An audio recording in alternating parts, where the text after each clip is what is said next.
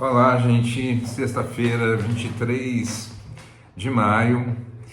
Vamos começar mais um vídeo. Antes, eu vou fazer uma coisa que eu deveria ter feito antes, que é me apresentar. Meu nome é Sérgio, eu não sou economista, eu não sou historiador, eu não sou cientista político. Na verdade, eu sou médico intensivista, o que torna aqui a minha tarefa bem mais difícil, já que eu não tenho os instrumentos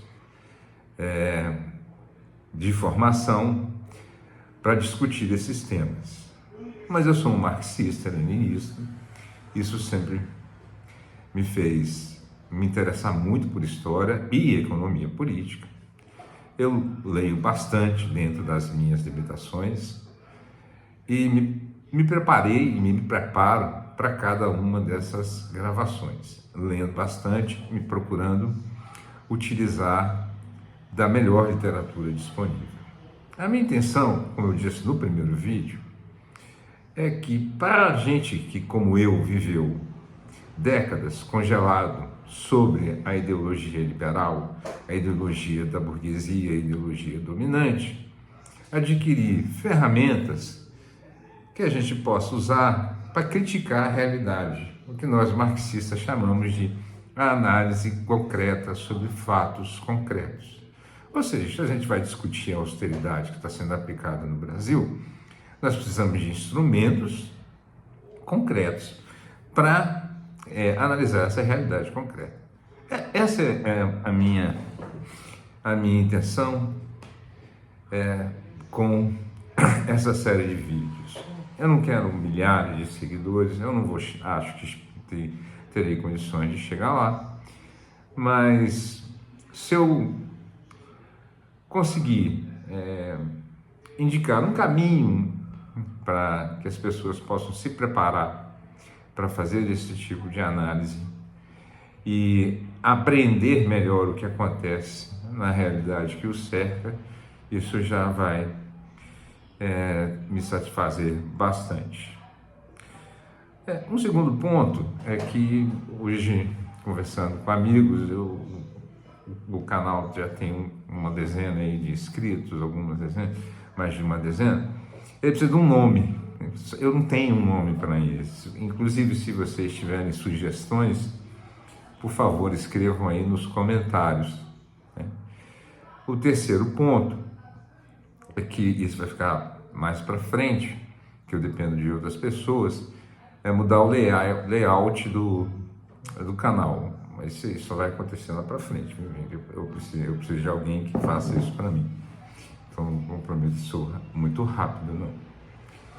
E a última coisa é que, ao final de cada apresentação, eu vou fornecer a referência bibliográfica que eu usei ou que eu acho que é interessante para o assunto abordado no vídeo. Mas vamos lá. A gente falava da crise de 29 e seus efeitos destrutivos nas políticas de austeridade da Europa. Mas vamos dar uma aprofundada no que aconteceu de fato nesse período. A década de 20, ela, na minha opinião, ela foi marcada por uma dissonância entre as frações da burguesia internacional. Elas andavam separadas na época, vão se juntar depois no final da Segunda Guerra Mundial, mas naquela época elas andavam separadas. Então, embora a Europa tenha adotado a austeridade de uma forma homogênea, os Estados Unidos não. A Europa andava com crescimento baixo, com políticas contracionistas de crédito, com desemprego alto e salários muito baixos. Esse era o projeto de Halton, lembra? De desviar o dinheiro dos pobres para os ricos. Era esse o projeto. E, no fundo, a austeridade é isso. Os Estados Unidos viviam um outro momento.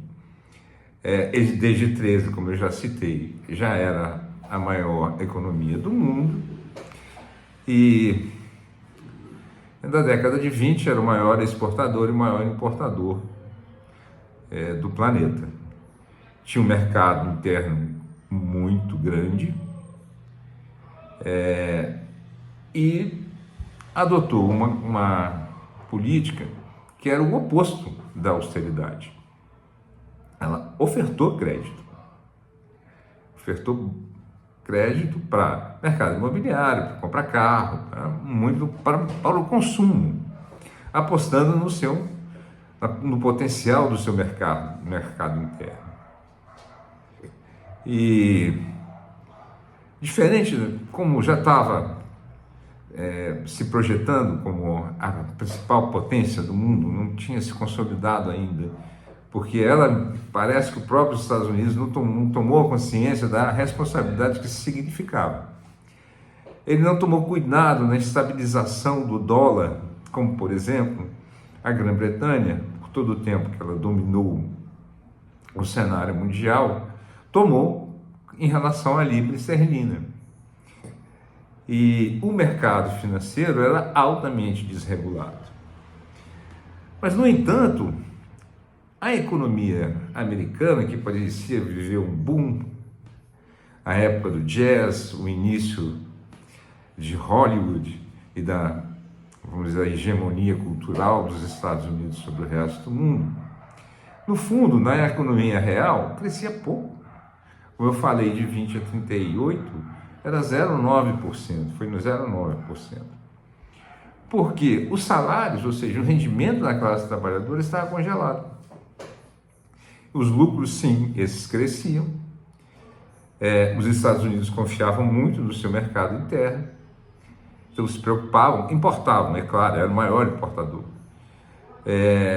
Mas exportava para uma Europa que cada vez mais consumia menos, porque foi a opção que ela fez para manter a taxa de lucratividade do seu capital. Os bancos andavam alavancados, ou seja, faziam empréstimos com juros baixos, os juros eram muito baixos naquela época, e aplicavam na Bolsa de Valores em títulos. Financiavam o mercado financeiro, o mercado imobiliário, mesmo sabendo que a renda dos trabalhadores estava praticamente estagnada. A mesma coisa em relação à venda de carros, por exemplo, a indústria automobilística. Então, os bancos aqueciam de forma artificial essas duas pontas, tanto o mercado imobiliário quanto os automóveis, porque não existia uma base material real, ou seja, as pessoas não estavam ganhando o suficiente para consumir, para adquirir carros e para adquirir casas.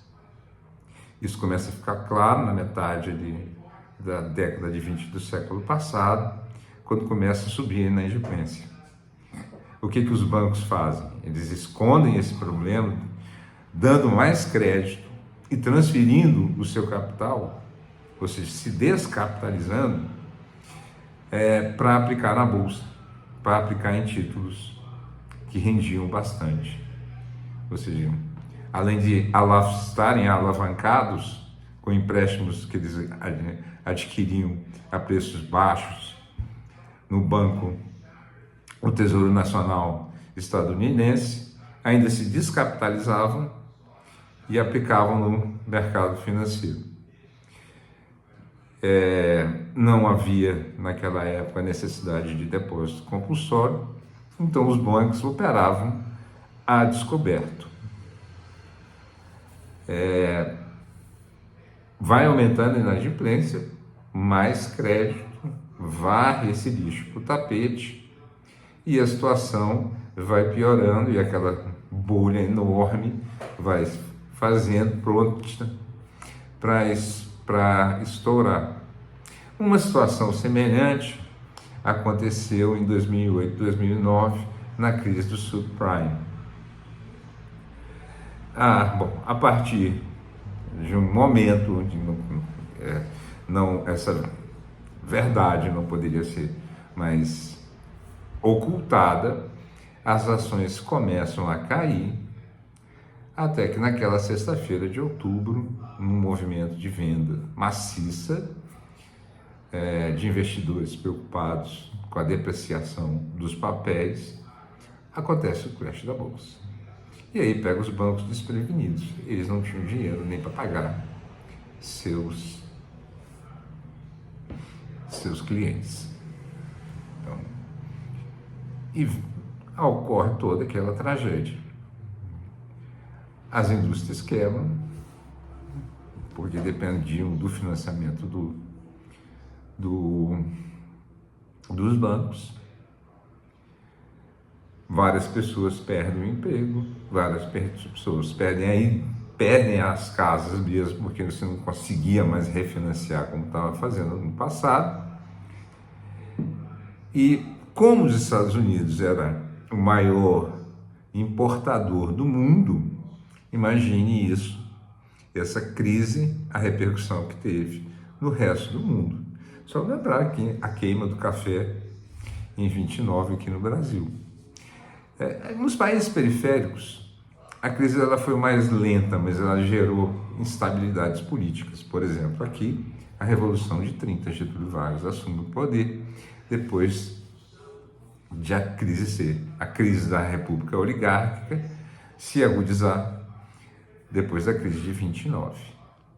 A Europa, ela recebe esse baque de uma forma heterogênea.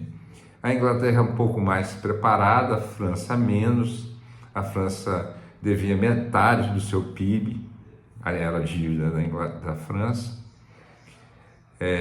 Então, mais desemprego, o desemprego já estava alto, ele aumenta ainda. A Alemanha, nós vamos falar à parte, num outro vídeo, mas vira um caos total. E num primeiro momento, a mentalidade liberal foi de, não, essa crise é passageira, o mercado se ajusta. E não aconteceu.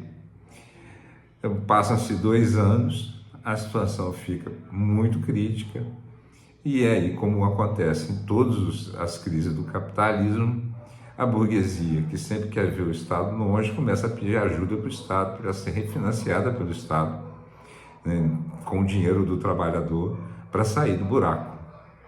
As nações erguem tarifas, barreiras tarifárias, na tentativa de proteger sua moeda e o que restou da indústria, e o mundo entra numa espécie de perplexidade geral, principalmente quando olham para o Oriente e vem a União Soviética, que passou completamente incólume a crise e já estava entrando no crescimento de 2 dígitos ou se preparando para isso na sua fase de industrialização forçada. O Estado iria entrar mais tarde para arrumar essa confusão, e as políticas de austeridade, como eu disse anteriormente, seriam sepultadas por meio século, mas voltariam com força como voltaram. Estão aqui no Brasil, gerando bastantes danos para a classe trabalhadora. Mas é isso aí, um pequeno resumo. O próximo vídeo a gente vai se debruçar sobre o que aconteceu na Alemanha, talvez eu tenha que fazer 2. A literatura que eu recomendo é A Era dos Extremos, do historiador Eric Hobsbawm, e Austeridade, a história de uma ideia perigosa, do Mark Blyth. Lá tem 2 capítulos, inclusive tem um capítulo sobre a Alemanha, que é interessantíssimo em ver a dinâmica política que foi gerada. Mas é isso aí, espero que vocês tenham gostado, uma boa noite e um bom fim de semana. E, por favor, se vocês tiverem sugestões para o nome para o canal, mandem nos comentários.